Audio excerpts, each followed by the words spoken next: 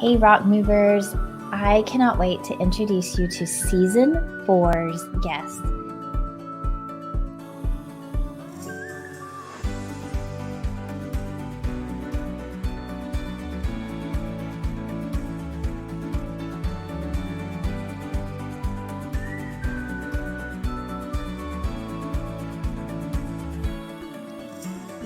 Hello, Rock Movers, and welcome to a new season and a new episode. I'm so excited today to share someone that I feel like brings a new light, a new spirit, a new language to our show. My guest today, you're going to love. Her name is Birgitta Visser. She goes by Birgitte. She is a modern-day mystic guiding others on a journey of self-discovery and empowerment. As a soul empowerment coach and divine channel, she tunes into higher frequencies, delivering messages. So keep your mind open, and let's welcome Birgitta Visser to the stage. I'm going to bring her on now. Hey, Karen. Welcome. I'm so excited to have you. Now, you are also the author of a book, and you have another book coming out. So we have so many things to talk about today, but the main thing is I just want those that follow, those that are in my circles, to get to know you, to know your heart, and just the love that you share with those that you serve. So tell us a little bit about you and how all this came to be, and then let's just dive into some great conversations. Well, first of all, in 1974, I popped out the womb, right? I was born. That's where it began. Yes, that's where it began. And then, I went through so much trauma in my life. Before I came to Earth, I signed up for everything on the sheet. Yes, I would like to experience that kind of trauma. Yes, I can do that. Oh, yeah, sure, bring it on. And I pretty much signed up for everything in the classroom. I've been through a lot of trauma, a lot of ups and downs in life. And I wouldn't be who I am today if I had not gone through that eclectic bag of mixed trauma. So I love that you say that, because we can choose to be a victim, or we can choose to allow those things that we've gone through to help us step into who we were really called to be. Yes. I believe it's a choice, and I love that that's how you see it as well, because that's one of my main messages and main missions, is for people to see that they have a choice in how they perceive what's happened, what they've experienced, and what's happening now and next. So I love that. So I think when we get to a certain age, whatever that age is, wherever we are, I've heard several people say, I'm a woman of a certain age. I love that. I'm 55. I'm not gonna, there's no need to hide it. I've earned those 55 years. But in those 55 years, much like you, I've experienced trauma, and I've experienced things that felt like in the moment were absolutely breaking me. Yeah. And what I see now, as I'm looking back, is that, yes, they were breaking off parts of me so that I could emerge, the parts that were keeping me protected and safe in this little cocoon, and not the parts that needed to rise up and be active, right? Or be empowered, or be vulnerable, or the parts that were just hiding underneath the shell. And so when we talk about your book, and I want to pop it up here, you have a book, BE-com-ing Authentically Me. Yes. So tell me a little bit, or tell us a little bit about how that book came to be from your story, because that didn't just happen overnight, right? No, it didn't. It's an evolution of all the things that made you authentically you. So tell us a little bit about that, and then we'll dive into some other exciting things. Yeah, just a disclaimer, right? I'm still a work in progress. So we all are. Yes. But from where I was to where I am now, it's a world of difference. And becoming Mm-hmm. authentically me, I started writing the book when it was the end of 1999 or early 2000. Mm-hmm. But that was only the beginning of my journey. And trust me, I'd already been through a lot of trauma, from abuse to starving myself, being assaulted in the modeling industry, the passing of my dad, doing drugs, being bullied in high school, losing my stepdad. So yeah, it's, it was a bit of an emotional roller coaster ride. But I decided just to write down all my experiences. And then I stopped. A year later, I stopped. It was there. And I was just like, no, no. And oh, trust me, I had a whole lot more to experience. And it was horrific what I went through. But Mm. I needed to go through it, because without it, I wouldn't have a story to tell. Yeah. Because And why is that my, important to tell the story? Not yes. just to have the story, but to tell it. Yeah. And so I went, of course, through dysfunctional relationships because I hated myself. I really Mm. put myself in the boxing ring. I could look in the mirror and I thought I was a real ugly duckling. But that's also because I was rejected a lot. And when you get bullied and you get rejected all the time, and also in the modeling industry, oh my goodness, I couldn't even make a living out of that. So yeah, I traveled the world and I was bartending, doing other promotional gigs, being a hostess, Mhm. because that was the one thing that I could control: my work Mhm. and starving myself. The rest was a little bit out of my control, even though I was trying to function, but I Mhm. wasn't, because I wasn't healing myself. And so I had to hit rock bottom with one of my relationships. And that was the fact. In 2009, my ex was a crack addict, which I didn't know. And Mm. he landed in bed with the Dutch Crips at the time. He was from the US and came to Holland. But I had to learn that everyone needs to walk their own journey. You can't save someone because they have to save themselves. But I was like, ooh, I love broken birds. I really love broken birds because, I want to fix their wings. And I would walk to the ends of the earth, for them. I would be that doormat, and not just in relationships, but also my interpersonal relationships, because I was very much afraid of hurting people. But in the end, we're only hurting ourselves. Yeah. And there was a lot to unpack there, and a lot to learn from that, because I tried to take my own life of a whole box of ibuprofens when everything hit the fan in Holland, and my mom took me out of Holland in the space of 2 days. My ex was held for ransom. I helped the police out, and they found him, deported him back to the US. And Wow. then the leader of the Crips threatened to kill me, to find me and kill me. And so that really shook me up. So when I was in the UK and I took this whole box of ibuprofens, the next day I just woke up. And my mom said to me, Birgitta, why don't you go see a counselor? I did, but the counselor was no use to me, because all she said was, Birgitta, you're going to be fine. You're strong enough. Great. Super. And I Mm. had to figure it out. I really had to figure out how I could heal myself or get the help that I needed, because I was so low within myself. And you Yeah. could say I was probably borderline depressed. I was depressed. I don't know. I've been very down several times in my life, but I don't put a label on it. Mhm. It's an emotion, and we feel so empty inside. Yeah. It's a terrible, terrible feeling, but I've always been one that soldiered on. So I talk a lot about that in Becoming Authentically Me, especially in my book. I'm very, very open about all the trauma I went through, uh, Mhm. and everything that I experienced and how I healed. But as I always say, it doesn't matter how you decide to heal, whether that's holistically or you go to see a counselor. You have to do what really aligns with your spirit. That's the Yeah. most important thing. Yeah. I love that. So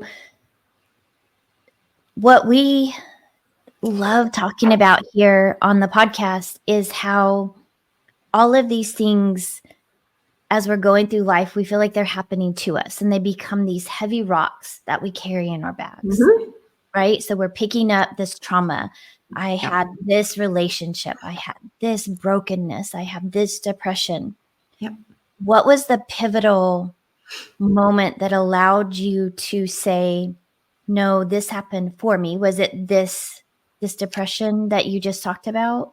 Yeah, that was probably the first time. Yeah, because I really wanted to make that change within myself. It's not like there was some fairy godmother or one of the archangels said, "Hey, Birgitta, there you go. I'm gonna wave my magic wand, and you're gonna be poof. You're gonna be just fine." All right, No. wouldn't that be nice? No, there Yeah. has to be this almost like I love using the analogy of the caterpillar that becomes the butterfly. Yes. That process of metamorphosis is painful for the Yes, of caterpillar. course. Yes. You know, that, but without that pain, that transition, that transformation, there wouldn't be the butterfly. And Absolutely. so we go into oftentimes that reclusive depression, or sometimes people call it a dark night of the soul, Yes. or there's all of these different terms and analogies. But really, it's that retrospective time where we get to hold a mirror up and say, how is this serving me? And what do I do with it? And so Yes. that's the moment that I love to say is when we get to pull the bag off, look at it, examine it, take all the marbles, all the rocks, all the dirt, all the junk out of our bag and choose what we want to carry forward from that moment. Absolutely. Absolutely. And so you got to pull all the heaviness out and you began to carry what forward? What was the lesson for you? The lesson for me was really that there are a few valuable lessons in there because I always cared what other people thought of me. I was scared of hurting other people. I was scared of what people, oh, what if I do this? What is this person going to think of me? So I was walking around like that. And people pleasing is not fun. Oh, definitely not. You're not doing yourself any favors. But I had to learn to set boundaries. And that took me quite some years. And not only that, but I had to learn to love myself and fix that relationship with myself. Happiness is not, well, you know the saying, happiness is not an outside job, but it's an inside job because everything starts within. If people realized how powerful they are, then they would just turn within and sit with the stillness, sit in the stillness of themselves and become best friends with themselves. And that was something that I really needed to understand. Sure, I was like a social butterfly, so to speak.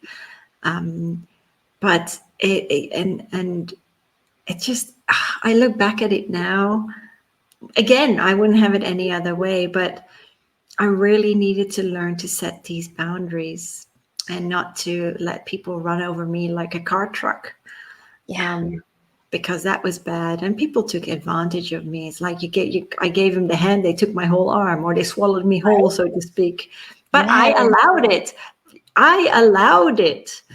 And so taking back my power was all about taking control of my life and taking that responsibility to make the amends. And it's very hard. And I understand that when you're in the middle of a traumatic experience.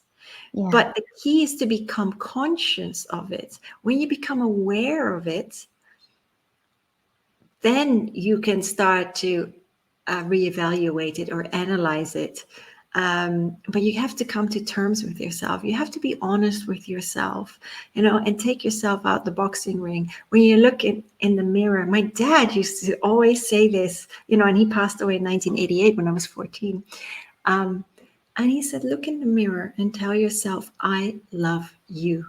Tell your reflection that. And that is so hard.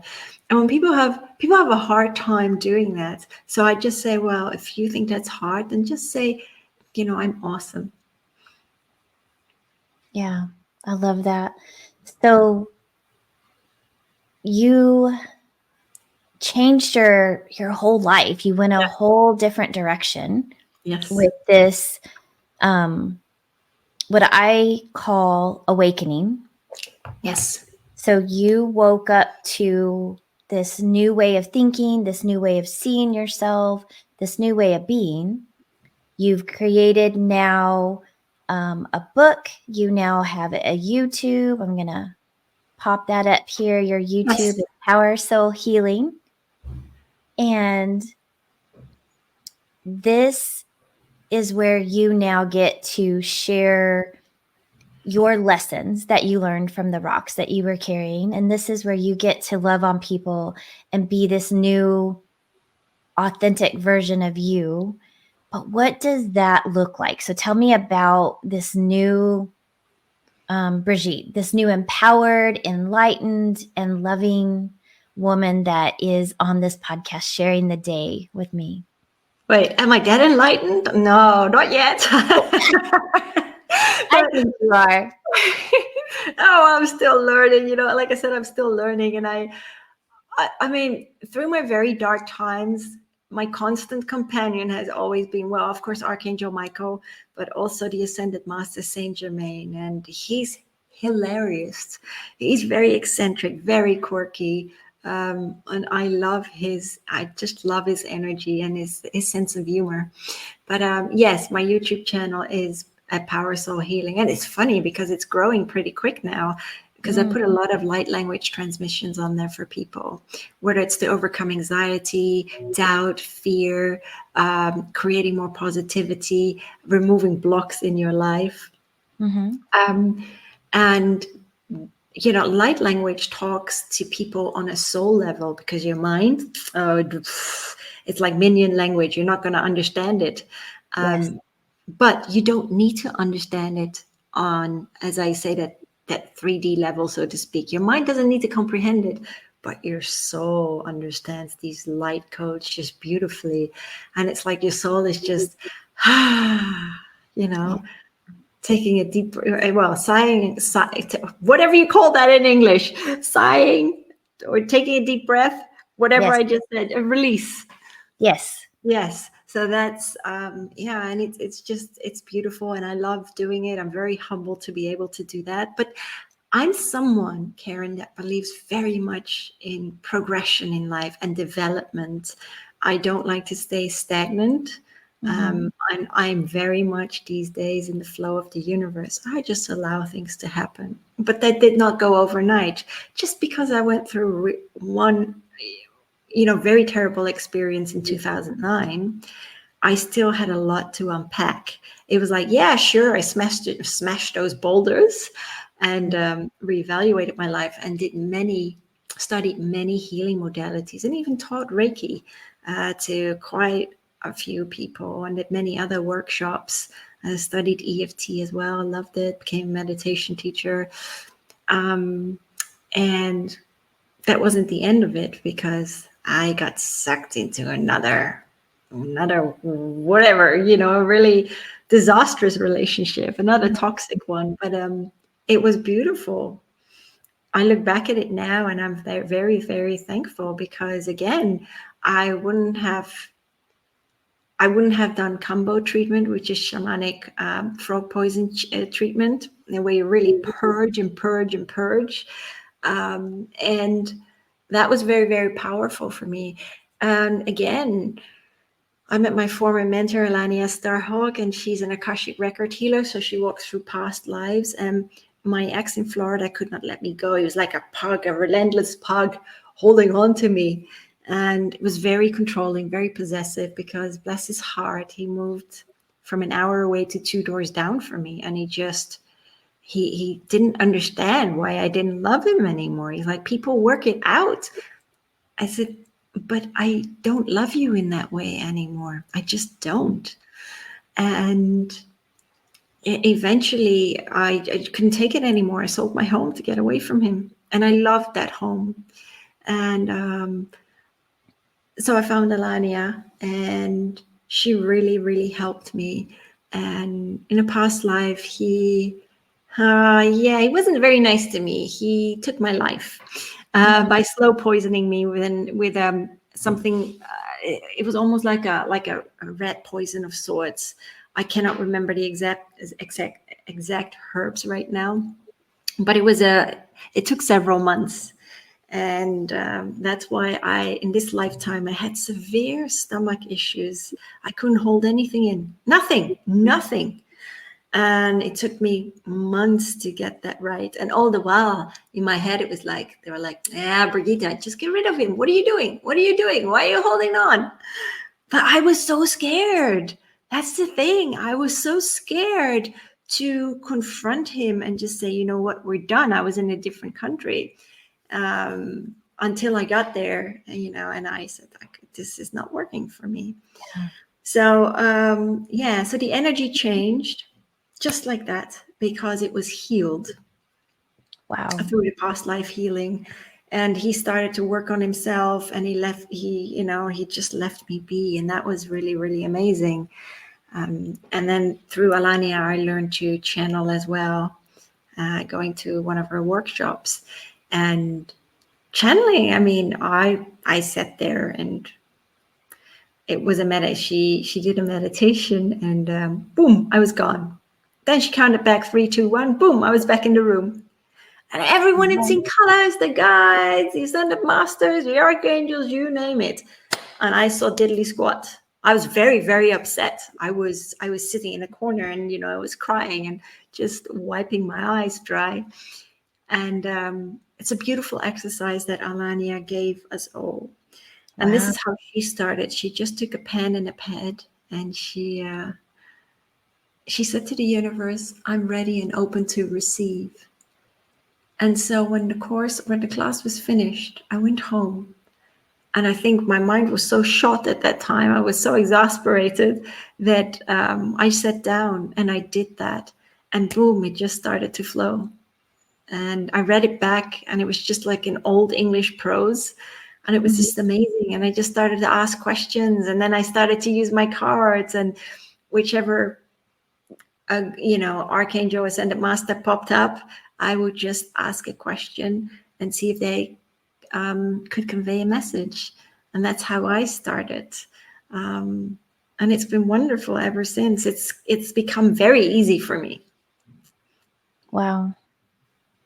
That, for many people listening to this who grew up in traditional Judeo-Christian homes, this just sounds otherworldly or hard to believe or hard to realize. How can someone learn more about what you've shared, and how can they, if they're questioning or have like they don't understand what this means, they want to explore it, what would they do? How would they begin that process? So you're talking about the light language itself, or just in general? In general, the whole evolution of discovering something that the world or our traditional media calls alternative. It's funny that you mentioned that the media calls alternative, because it's actually ancient. Right. Yeah, it's not really alternative. This was, many of the healing modalities were used thousands and thousands of years ago. And the biggest medicine cabinet lies within each of us. And yet we look outside of ourselves, whereas we ourselves create, any type of dis-ease. And I talk about this in my book because my stepdad, who passed in 2000 from throat cancer, sometimes I do speak to him, but when I wrote my book, he did come through and he said, you know what, I created this. And I've had people say to me, yeah, but my husband didn't ask to have MS, it's very difficult. I'm very empathic to that, but we do create our own dis-ease. We are either our greatest destroyers, but we also are greatest inner builders. We are energy. And thus we are divine alchemists. Yeah. And I love that science is now proving this for those that don't know or don't believe. We now have the technology to scientifically prove all of this, that we are energy and that Yes. words have energy and Yes. thoughts have energy. And so, where would you suggest they start? There are many options, but if you're really open to it, and for me, I mean, I love to meditate. I love to listen to David G. Meditations, and they're like 20 minutes. And I dare you to try it. 20 minutes in the morning, 20 minutes in the evening. Just plug it in. He does a lot of meditations, guided meditations on fear, anxiety, confidence, infinite possibilities, manifestation, and it really recenter yourself. So rather than getting frustrated and overthinking everything, just allow yourself to flow with the universe and stop with the negative thinking in your head, because what you think you create and you manifest into existence. Mm-hmm. And if you don't believe me, just become aware of your thoughts. Just start to be more mindful rather than having your mind completely full. And Oh, wait, that's a mic drop. Say that again. what did I say? Once you become more Become mindful mindful, instead of having your mind full. full, yes. So you mentioned David G. Yeah, This is his YouTube. Just yes, for it those is. that aren't familiar with him, he has a whole channel that you can go explore. But Yes, but also here is Brigitta's YouTube. YouTube, also Power Soul Healing. So there's two great resources for you so that you can begin to just explore what feels right, what's Yeah, possible for you, because we are all here on our own journeys. And so we're all here to accomplish whatever it is that is our destiny and our path. So we just want to support you and give you resources to help you define that path. And so we're not here to tell you what's right, what's wrong. This is our experience. This has been our own unique journeys. We each see things through our own lens. And so we just want to encourage you as women, as humans, as light workers, that you have a path. If you're feeling led a certain way, we want to encourage you to trust it, pursue it, and learn more about it. So we have my business partner Casey and I have also created a new platform that we are launching. You can check it out now at destinationawaken.world, where we are beginning to provide a higher level conversation of these exact type things. And so I'm so excited to share that this is now available, and amazing light workers and people who are doing amazing things to elevate the energy of the planet are going to be accessible through that.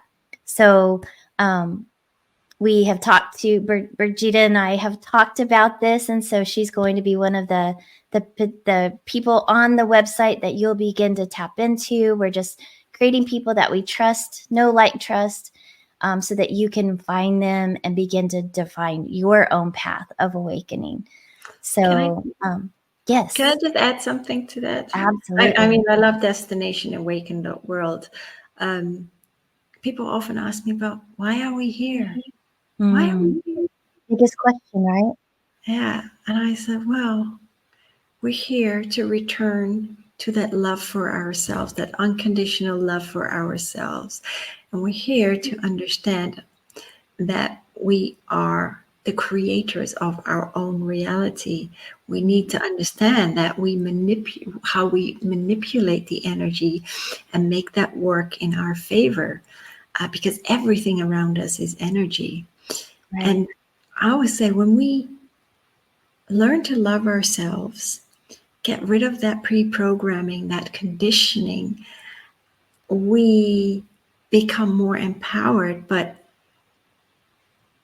it's wow. I mean, the world would be a much, much better place. It would be more harmonized, and everyone would just be going in the flow. And maybe one day we will get there, but everyone, as you said, is on their own journey, and that is okay, because if we were all vibing at that same level of consciousness, how could we ever learn from one another? How could we ever understand duality and the ego? Absolutely. And before we jumped on, you mentioned a new program that we both are tapped into, Mind Valley. If you've never heard of the platform Mind Valley, it's an amazing website and app and educational program. And one of the new things that that they're promoting, well, it's not new, but they're promoting it again, is Jeffrey Allen. Is that right? Did I say his name right? Yes. Yep. Allen's duality program, Yes. about being able to tap into the duality of we are spiritual beings and energetic beings having this human experience, but how do we utilize the energy that is around us and within us to have the life that we deserve and desire, and to attract and pull things into us. And he gives this example, and you said it perfectly, about how to really tap into that mindfulness that you said, instead of having a mind full of all the noise, because it can become so overwhelming. And that's a great path to the depression. That's a great path to overwhelm and to burnout, is to just have all of this noise. But And many of us are like, how do I get quiet? Because I try to meditate, and 2 seconds in, I have all these thoughts. So yes, share what you experienced yeah. and what he says. I thought that was just great. So, well, first of all, with meditation, it's all, well, two things. I mean, like with David G, he says, always go back to the breath and just count. That works brilliant for me too. But what Jeffrey Allen said is, close your eyes, and rather than being in, it's really hard to explain. But rather than being in your mind, it's like just lift it up, lift it up. It's like you're looking up. And because you're focusing on that, it's like the mind just becomes quiet. But he does say this: if the underlying energy within you still holds that trauma or that pain, then there is always that kink in the cable. So you need to heal the underlying energies, and only then will it start to flow. So that is really important, and it's something that I really had to understand. I mean, I'm manifesting now, because I do that every night. And I just let it go, because I do not put any expectation on it. People like to put expectations on things. And even when manifesting, what do? They say, I want to, or I want to become, I want to be successful, I want to live here. No, you have to envision it as if you're already there. That's the power of the mind. Right. And when you envision that, then you just take the steps in between to get there. And so with Jeffrey Allen, that other aspect is that spiritual energy, and harnessing the energy and allowing it to work for you. Mm-hmm.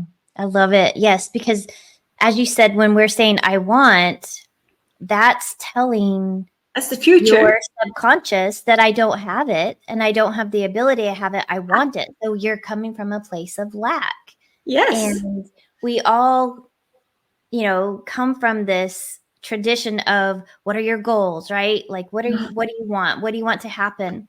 And when you have a vision board that feels so unattainable, it's not applicable to where you are right now, you're saying to yourself that what I have now is not enough, who I am now is not enough.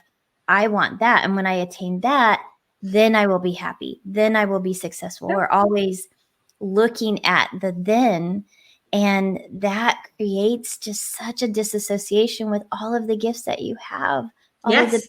beautiful energy and power and blessings that you possess right here, right now. And I love Jeffrey Allen's the visualization that you did of when you're in your thoughts, and what I was able to do, or what I've done, is I see my brain as in like my eyes, my brain are here. Yeah.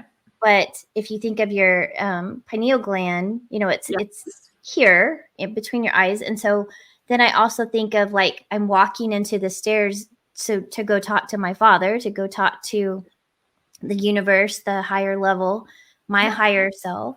And so I just like elevator up. I'm just moving up into this higher, my crown chakra. And that little shift allows me to leave the noise behind. Yes. Yeah. So however you make that happen, whatever that is, just know that it is a process. You can start with 2 minutes, just 2 minutes of listening to your own breath. And as you feel thoughts coming in, chaos coming in, the noise is coming in, just recognize it and let it go. It's okay. It'll be there in 2 minutes. It'll be there in 5 minutes. Whatever it is, just be present. The biggest gift you can give to yourself is to be present. Yes. So thank you. We are coming to the end of our show now. But I just want to thank you for being present for me, for being present for our listeners, our viewers. What is the one rock that you want to help them move as we part?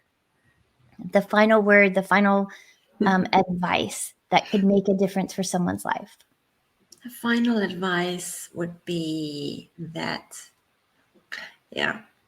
it really doesn't matter what other people think of you, but it matters what you think of you. And it also matters how you feel about yourself, because that is taking back your power. And just walk your path and experience life in all its essence, because life is an experiment to be experienced. It is not just, yes, it is, as I always say, as I've always been told, it's the game of cosmic evolution. How you roll the dice is entirely up to you. There is no right or wrong in how you decide to live your life, but follow your heart and follow your passion.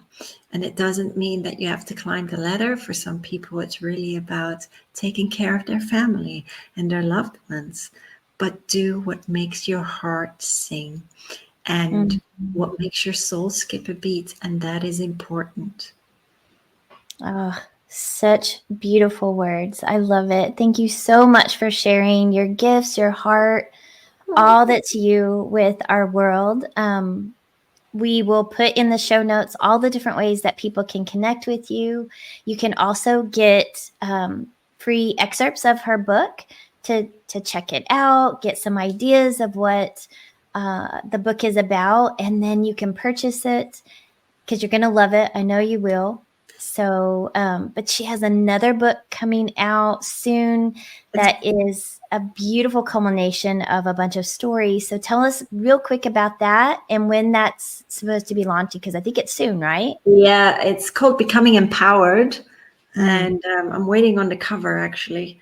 But it's out on the 1st of April, and it's written or co-written with 15 other authors, all women who've overcome their own trauma in life. And every one of them has overcome them in different ways. And that's just, that's amazing to read. Yeah, I love it. So another rock moving story of women overcoming, which we resonate with so much. So please follow her on YouTube. She'll be announcing when when the book is available. And then this podcast will also have the links for that. We'll go back and update it when the book comes out so you can find the new book. And I just want to say thank you so much for sharing your rock moving mentality with our listeners and just sharing your light and love with the world. I just want to encourage you to follow, connect with, and get to know my dear friend, because you will be so blessed. So have a fabulous day, rock movers, and keep moving those rocks. Okay, that wraps up another amazing episode of the Rock Movers. Huge thank you to our guest and to you for joining me today and being a part of this incredible journey. Your story, strength, and your willingness to grow and transform those rocks are what makes this community and our podcast so special. So if today's episode inspired you, it would mean so much to me if you would share it with your friends and loved ones. And don't forget to subscribe or follow us over on social and on your favorite podcast platform so that you never miss an episode. Your support truly means the world, and together, we're not just moving rocks, we're moving mountains. So until next time, keep embracing your journey and making those big, bold moves. But remember, you and only you have the power to change your world and move those rocks. Take care, I love you, and see you on the other side.